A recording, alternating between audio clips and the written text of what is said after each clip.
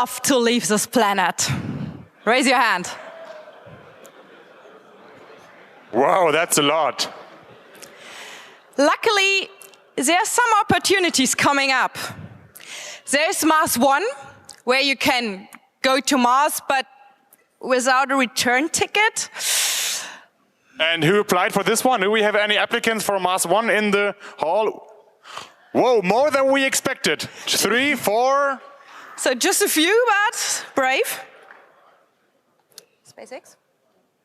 But recently also SpaceX announced their detailed technical plans on how to get to Mars and their technical plans for the vehicle. Who has seen the announcement? Raise your hands, yes. Okay, Whoa. Quite some people are informed. So since we already know there are 3 or 4 people who would go to Mars without coming back, who would trust his life to Elon Musk and go up there with him? Some more, yeah, I definitely see a colony up there. Okay, by the way, what's the difference between the Berlin airport and Mars?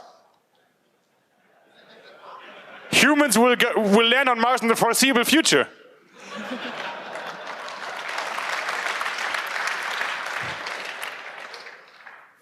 The next talk is not only about Mars.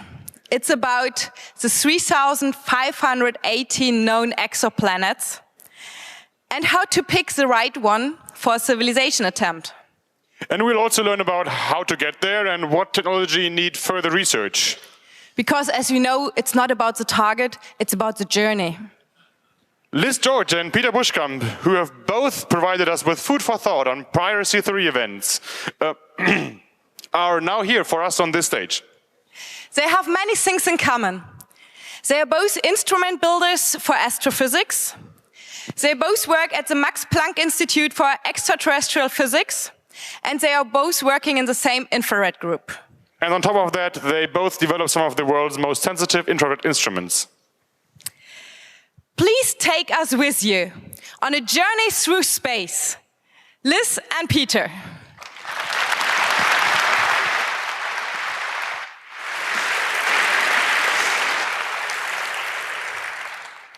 So, hi everybody. It's great to be here. I think this is by far the biggest audience that either of us has ever spoken in front of. The biggest one. Yeah, the biggest one. So, thanks for coming out. Thank you. So today we want to tell you about interplanetary colonization and by extension, interstellar colonization, which is much harder. So we'll start out with the question, why leave Earth? Earth is a pretty great place, right? So this is our home planet. It is about 70% surface area covered in water, as you heard in the last talk. It's got a convenient 1 g of gravity, 1 bar of atmospheric pressure. The atmosphere is about 20% oxygen. And don't forget the most important part. Oh yeah, it's the only planet we know of that has Wi-Fi. So, Earth is pretty great. Why leave it? And we can start with analyzing the past history of Earth, namely that Earth hasn't always been such a great place to live. So this is the fraction of species to go extinct in each time interval as a function of time. So this goes back about 550 million years. And there's a lot of spikes on this plot, 5 of which are known as the Big 5 extinction events. And you may have heard of some of these, one of which, the most latest one here is when all of the dinosaurs were wiped off of the planet. So something else you might not know of is that we're in fact in the middle of the 6th big extinction event on our planet, where we're losing species at a rate 1,000 times above the background. So we can ask ourselves, what has caused these extinction events in our Earth's history? There's many things. So the first big extinction event was because we actually had too much oxygen. Extinctions also happened due to too little oxygen, volcanoes, sea level changes, global warming, global cooling, giant meteors hitting the Earth, and most recently, human activity.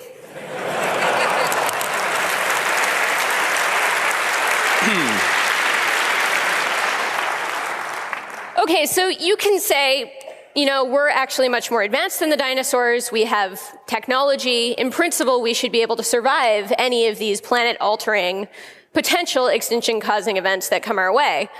But actually, in the very long term, we have a bigger problem, and that is our sun.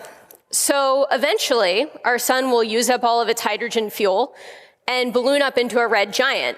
So first, all of the water will boil off of the Earth. That won't be pleasant for anyone. And then eventually, the star will grow so large that it actually envelops the Earth inside of the star and completely fries the planet. So given that this is CCC, you can think of it as, making an off-site backup of humanity before your server room burns down, which in this case... And in the cloud and beyond. Yes. In this case, we know it will. So we actually have a pretty strong motive here to get off of our planet in the foreseeable future. So that brings us to our next question, namely, where are we going?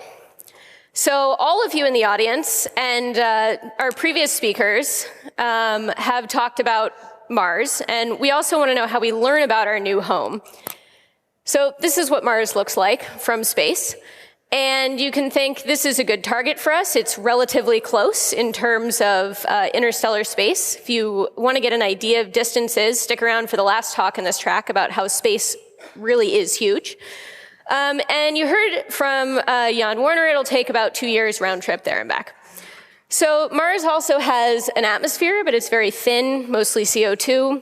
It doesn't have a magnetic field, so it's constantly bombarded by cosmic rays and solar wind.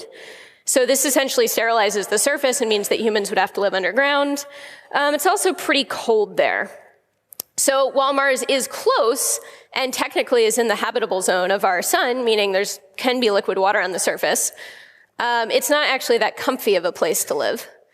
Another target that people talk about is Europa. So this is one of the moons of Jupiter. There's several of them. And this has been a very interesting target because it's actually an ocean world. So the entire moon is covered in water with a very hard, thick ice shell on the outside. And conveniently, it also has an atmosphere of almost pure oxygen. So you think, great, it's got an ocean, it's got oxygen, what more could we want?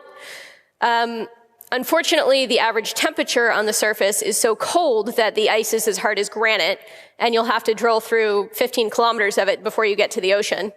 It's also sitting in Jupiter's radiation belts, so the radiation intensity on the surface is so high that a human would die in less than 12 hours. So also not so pleasant. And also the monolith tells us not to land there. That's true. Okay, but the really interesting thing is these planets are close, and we actually know an extraordinary amount about them. And the question is, how do we know these things? So in our solar system, we can actually send satellites to orbit the planets and landers that sometimes crash, but sometimes actually land there and give us some information.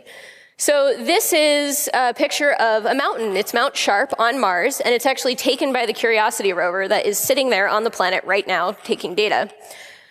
So this is a selfie Curiosity took of itself. And one of the really cool things about Curiosity is it's got a giant laser on it that it uses to actually vaporize the rocks and analyze them. So we have this probe sitting there, and this is the first spectrum to come out of this rock vaporizing laser measurement device. And what you can see here is a whole bunch of spikes in the spectrum. And each of those, if you have some very good chemists back home, can be matched to different elements. And so you can see our soil on Mars has iron, magnesium, silicon, aluminum, calcium, etc. All things that would be very useful to, say, potential habitants of Mars, or just in general to know about what kind of life could live on Mars. So Liz, you are essentially saying we are safe in growing potatoes now. Yeah, we could grow potatoes in this. Good. For example. Okay, so again, this brings us back to our previous problem, though, of the sun is eventually going to envelop the Earth and make Mars a hellish desert world. So we got to go a little bit farther than Mars. And that brings us to exoplanets. So this is a graph of the exoplanet detections per year since the 1980s. And you can see, 30 years ago, we didn't even know that there were other planets in the universe other than in our solar system. And in the last several years, we've really learned about an explosive growth of exoplanets. Well, they were there all along, but our detection technologies got better. And they're detected in many different ways, but today I'm just going to tell you about 2 different ways they're detected via the radial velocity and the transiting method, since most of our exoplanets were detected that way. Okay, so the first thing you should know is that a planet doesn't orbit a star. So rather, a planet and a star both orbit the common center of mass between the system. So in this graph, you see the big thing is the star, the little thing is the planet, and the star is wiggling back and forth. And what this means is if you're observing the star as it moves back and forth, the light is Doppler shifted throughout the orbit, and what you get is you get slightly blue shifted light on one part of the orbit and red shifted light on the other side. And if you observe it for a very long time, what you see is a periodic signal. And you can analyze this periodic signal to learn about the mass of the planet that's orbiting, how long the planet's year is, and how far it is from the star. So this is a very precise way to detect planets, but you need an extremely precise spectrograph. And this has been done in different ways over the years. Early attempts used vats of boiling hydrofluoric acid to calibrate the spectrograph. Wasn't so great for the instrumentation. These days, people use laser combs. Stick around for the next talk if you want to learn about lasers. So the other way that we detect exoplanets is the transiting method. So this is the method used by the Kepler spacecraft. And basically what you do is you just stare at a whole bunch of stars for years. And you wait for the planet to go in front of the star. And you would see a very slight dip in the brightness that will change over time. And an Earth-like transit of a planet lasts about 13 hours and happens once a year. So on average, you need 4 of these transits to define an orbit. And so it takes many years of observing before you get the exoplanets. So what you get from this, in contrast to the previous method where you get the mass of the planet, you get the radius of the planet. So you know how big it is, but since you have no idea what it's made of and how dense it is, you don't know how much it weighs. But what you can find from this system, if you know about your star, how much light it outputs, is you can define a habitable zone where the surface of your planet could have liquid water. And what you can do is you can take the orbit and the size, and you can get a good idea of, roughly what the planet's system looks like and whether the planet is in the habitable zone. So this is an example of the first roughly Earth-sized planet located in the habitable zone of a red dwarf. And the reason the orbit is smaller in comparison to our solar system, so this is the F orbit, and that's roughly comparable to the orbit of Mercury, is because the red dwarf star is dimmer. But that brings us to the next question. Okay, so we know it's a roughly Earth-sized planet, and it's sitting in the habitable zone, but does it have a breathable atmosphere? Does it have a greenhouse effect that might make it warmer? How do we find this out? And the problem with studying planets around other stars is that they're super faint. So there's actually a planet in this image, and if I hadn't put this label here, you probably wouldn't be able to tell where it is. And in fact, this is a planet that's sitting super far out from its star. It's way past the orbit of even Neptune. And if you wanted to observe an Earth-like orbit, it would be way in here. And it's roughly a factor of 1 million fainter than the star. So digging out the signal from behind the star is extremely hard. And one thing you should know about telescopes is that the bigger they are, the smaller this diffraction pattern is. So if you make a bigger telescope, you concentrate the starlight closer in, and in principle, you can see these smaller orbits. So this here is the Kepler satellite. That is what has actually detected most of our exoplanets in the universe that we know of so far. And soon, NASA will be launching JWST. It's a factor of roughly 6 bigger, so that's great. And actually, the Europeans are planning to build something called the Extremely Large Telescope. Not a joke, that's actually the name. But it will have a 39-meter dish, and this will enable us to directly study exoplanet atmospheres, with the hope being determining whether any of these habitable planets actually have an atmosphere that would be conducive to humans colonizing the planet. So I'll end my section with the Kepler Ori here.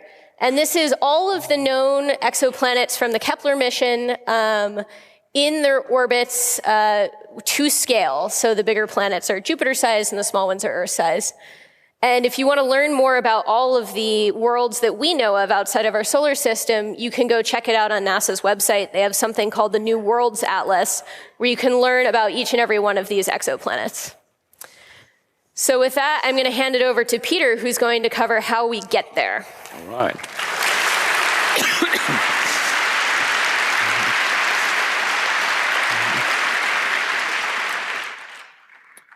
Yeah, how do we get there? This is actually far from easy. Liz, do you know the first rule of Space Club? Is it don't talk about Space Club? No, it's space does not cooperate. We learned this from Mark Watney, meaning if you do anything with space, better know really what you're doing.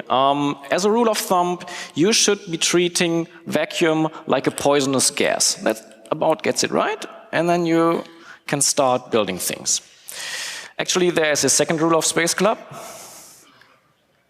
Don't talk about Space Club? No, be prepared. To quote Mark Watney again, yeah, exactly. And these are just some of the topics you want to maybe think about. It's not just about should we go at all, and if how, should we colonize, should we send robots? What propulsion is the right one? Do we need planetary bases on the way? What's this actually sociological aspects? Do we get along on those spacecrafts for many, many years in confined space? I don't know. Would my husband get on a spaceship with me for 4 years? So, meaning you have to plan your trip carefully. This is nothing new. Even if you do something within our solar system, you have to plan your trip carefully. People have done this before. Well, obviously, we have sent probes to the inner planets, to the outer planets before. And the first concepts date back to the beginning of the 20th century. This is actually the way, for example, how you want to get from Earth to Mars fuel efficient. It's a so-called Hohmann transfer orbit. So you start from Earth, which is the blue planet, in the position where it is, where the blue filled circle is shown on the slide. At the same time, when you start, Mars is in the position where the open circle is, but by the time you have then traversed on your Hohmann transfer orbit towards the Mars orbit, Mars will be in the right position that you can actually just land on Mars. If you have more time on your hands, if you want to use even less fuel, there are other options. We've just seen in the previous talk and heard about Rosetta. And Rosetta did several swing-bys and gravity-assisted flybys by other planetary bodies in our solar system. Using those to then accelerate, get into a different direction without using any propulsion. And actually, since a couple of years, there's another method which I encourage everybody who is interested in this to just Google and look up. This is the interplanetary superhighway, as it is called. This is a system of how you get from Lagrange points to other Lagrange points in our solar system without any fuel. Essentially, you just have to get onto those tubes, which are in math speech, I guess, open and closed manifolds. I'm not a mathematician, but this is what you want to look up. And then you can just coast along these lanes through our solar system. But normally you want it fast. You mean like one of those SpaceX rockets? Well, sort of. So SpaceX is fine for Mars, definitely. These are chemical rockets. You can still tweak them a bit, but if you really want to go far out in the solar system or then even talk about interstellar, then you have to use other methods of propulsion. Let's look at these very crazy spacecrafts for interplanetary missions, which have been proposed before. You will see these designs a lot if you start looking into spacecraft design. It almost always looks like this. So there is, at the very front, there is the payload, which could be some crew compartment if you want to send humans. It could be some cargo, which you want to send to an outer colony, maybe in the asteroid belt or to the moons of Saturn. The big thingy behind it, this is not wings. I mean, we don't need wings in space, but we need to get rid of a lot of excess heat that gets created by our nuclear reactor, which is at the very rear of our spacecraft. So these are radiators, and since space is essentially black and really cold, I mean, it's 2.4 Kelvin. 2.7315. 2.7. She's the expert.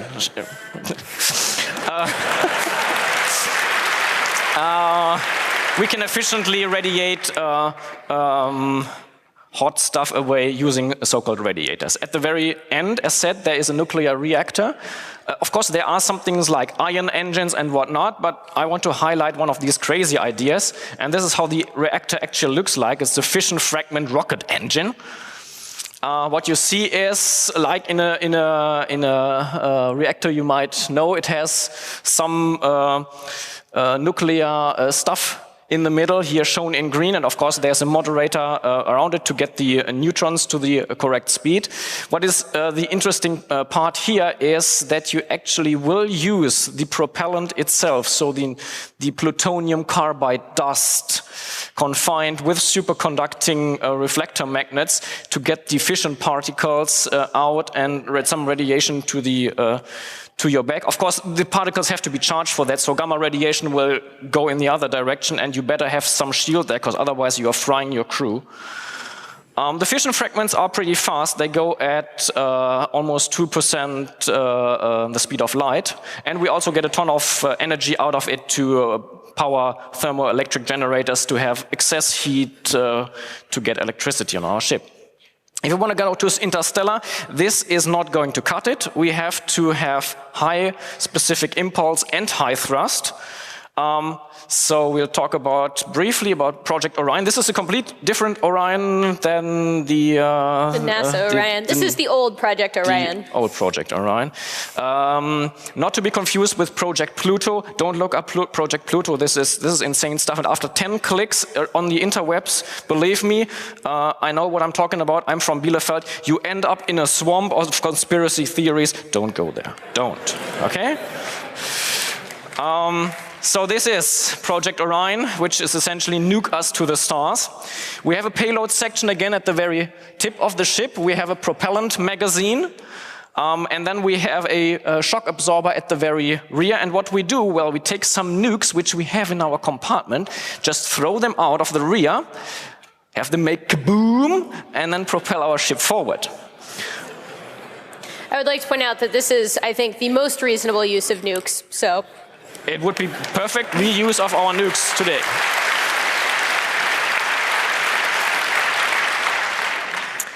Of course, you maybe do not want to have this on your surface body, maybe if you want to start from Earth or from Moon or from Mars, because, well, your mates who stay in the lunar base or so will essentially be fried because of your nuclear explosion. So do this in free space where there's nobody else, and see that there's nobody tailgating you or something.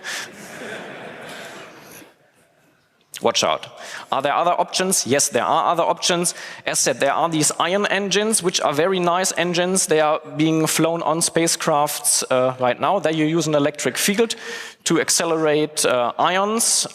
It's only a tiny bit of thrust, but it's very, very efficient. And if you have a long mission duration, and you can just, I mean, a rocket, for example, like the Saturn V or the space shuttle, they go for some minutes, but if you have an engine that can just power you your craft for years, you will get faster in the end. About laser propulsion, we will talk in the next talk at the very beginning, and all the other things we'll not talk about, because as said, you get into a swamp of conspiracy really fast. Don't look up EM drives. Just don't do it, okay? The fairy dust would actually be some of the torch ships classified as normally constant acceleration engines, and this could bring you to the stars pretty fast, but we have no idea whatsoever what technology to use in constant acceleration drives. So if you're going fast, you have to have your shields up. Believe me, if you are going at 20% the speed of light in the end or something like that, you have to make sure that you understand that space is not empty. Space looks like this. So this means there's a ton of stuff between the stars, the interstellar medium. It's neutral atoms, charged atoms, molecules, dust. And if you do a quick calculation, you will see that if you, for example, go at a speed of 20% the speed of light, you will erode 1 centimeter of aluminium in front of your ship each year, just from the interstellar dust. So this is something you really should pay attention to. Of course, there are other things also floating around, micrometeoroids, although they are not that frequent in interstellar space. Of course, it's also something we have dealt with before, with interplanetary missions, with Earth-Moon missions, with things in Earth orbit. And this is, for example, how it looks like. This is a famous so-called Whipple sheet on the left. So you essentially have a sheet of metal in front of it, which absorbs the first impact, and then you just have a spray of debris from your impactor on your actual spacecraft. Or you could do something like metal foams or something. This is actual research being done right now. So yeah, we're preparing for that.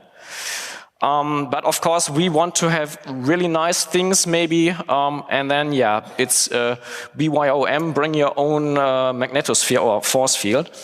And yeah, if you, for example, just put a magnetic field around your ship, you could collect plasma on the way, have a nice plasma in front of you, and that would lead to having a nice magnetosphere around your ship, which would then deflect charged particles. Never forget what is behind you, because your own reactor is trying to kill you all the time. And that's actually why this thing has this wedge shape. This is not because the artist thought this looks nice. No, because this is, here is the deadly radiation. And actually, well, it's a cone around your ship. So when you turn your ship over, because you have accelerated for 20 years in the one direction, and then you turn it over at the middle of the trip, accelerate in the other direction, because you want to decelerate, well, there should be nobody sitting in front of you, because your reactor is then pointing in that direction. The particles are still fine. You will not get your own particles, but everybody who is in front of you will then get the full radioactive blast. So maybe point your ship slightly off of the planet you want to land on. Yeah, maybe. Yeah. So still, with all of this, as said, the only option of going really fast are so-called torch ships, constant acceleration drives, which could bring us to Proxima Centauri in about, 7 to 8 years, ship time. Earth time would be about 10 years, because relativistic effects will then come into play. Anyway, it will take long. It will take so long that you better take a nap during the voyage. And this might seem a bit like science fiction, but actually this is research that is being done by medical researchers at NASA, at private companies right now, and these are artists' impression. Hibernation could be an option. It's now routinely used for people who have had severe accidents. You just cool the people down. And actually, if you, for example, cool down your body temperature from 37 degrees Celsius to 32 degrees Celsius, you're reducing your metabolic rate by 70%. And this means, well, you don't have to bring a lot of water, food. Water, food. Oxygen. On your ship. Last thing. No, this is not space. Sorry, this is not an option. This is no option at all in space. There are so many things which have to work over a so long period of time that we actually, for some of those, have no idea how to accomplish this. We're talking about trip times of around 100 years, maybe. So I have not seen a computer that has worked continuously for 100 years. Neither a propulsion system, electronic system. So if you have such a ship, you better bring all the spare parts, then you have 2 ships, or you have maybe capabilities on board to do this. Like mining asteroids to get new parts for your shield, which has eroded away. Maybe that. But this is not to scare you away, this is just the challenges. I mean, we have done other things. Mankind has landed people on the moon, Soon there will be Mars. And please keep in mind, there's a very famous quote by the father of rocketry, Tsiolkovsky, and this is, "The Earth is the cradle of humanity, but no one lives in a cradle forever." So at some point we'll get out there. The question is when, but there's a lot of stuff to do, and you're all invited to take part in it. Thank you.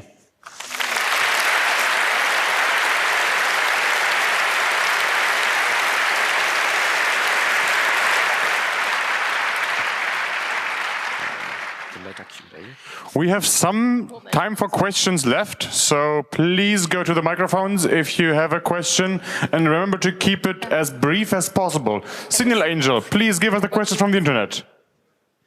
There's one question from the internet. If we assume EM drives will work and will have usable thrust, how would that change the space travel? Could we shorten the path instead of relying on parabolas? Good question. Next question. Microphone 1. If we have magic, then everything is fine, yes. Yeah. I have a question that has always bothered me with space travel, and that's basically, what's the rationale behind aiming for a foreign and far away planet that right now is basically an utter wasteland, an hostile wasteland? And instead of finally getting our shit together as a species, like surviving on the planet that we were literally made for by nature, why should we survive on any utter wasteland if we can't do it here? Well, if you remember earlier, there was the problem that our sun is eventually going to expand and consume the Earth. Yeah, but that's So far away. Yes, I'm not advocating for us not getting our shit together. We should definitely do that. But in the very long term, human space exploration is a necessity. And so we should always keep our eyes on the future of our species in general. So one last question. Microphone 4, please. Can you think the Alcubierre drive will change everything?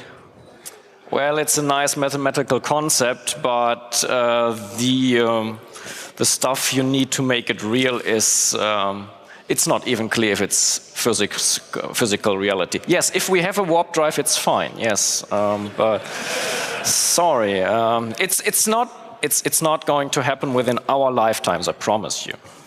So if you manage to build a warp drive by the end of Congress, we take Zaltu with us. Okay, so one more thing is that we've planned for the Space Track speakers to congregate shortly after midnight at the speaker's sofa outside of Saal G. So if you all have more questions for us that you would like to ask later, shortly after midnight, that's where we'll be. All right, thank you.